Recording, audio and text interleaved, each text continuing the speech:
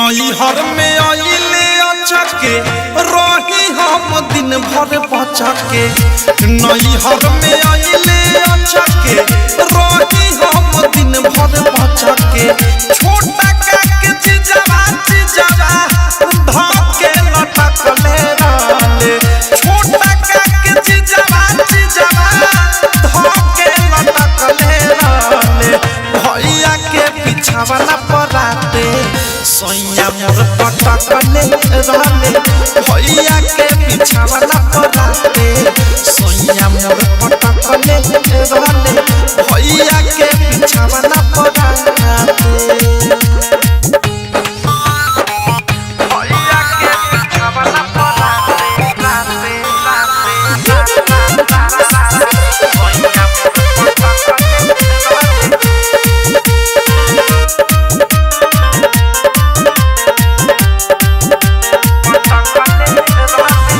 रहले खखुआइल अवते परले हम पे हावी।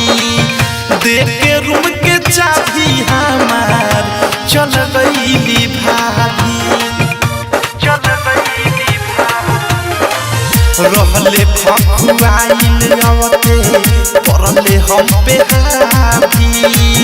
देख के रूम के चाबी हमार चल गईली भाभी। खिस पड़ल बोल देनी कोना में सटकले रहले। खिस पड़ल बोल देनी कोना में सटकले रहले। भैया के बिछावना पराते सोइया मोर पटकले रहले। भैया के बिछावना पराते सोइया मोर पटकले रहले। भैया के बिछावना पराते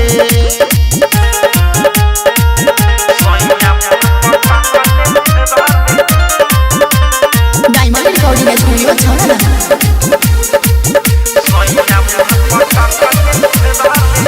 मिलल उनका फिरी भैया रहले ना घरे।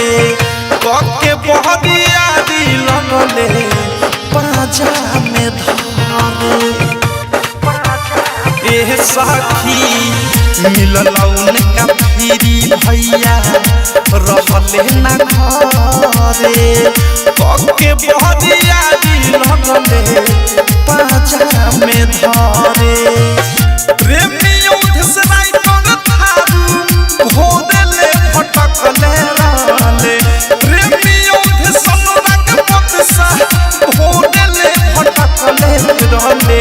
भैया के बिछावना पराते सोइया मोर पटकले रहले। भैया के बिछावना पराते सोइया मोर पटकले रहले। भैया के बिछावना पराते नैहर में आइले अचके रही हम दिन भर बचके। छोटा काके चिजवा धके लटकले रहले। छोटा काके चिजवा धके लटकले रहले। भैया के बिछावना पराते सोइया मोर पटकले रहले। भैया के बिछावना पराते सोइया मोर पटकले रहले। भैया के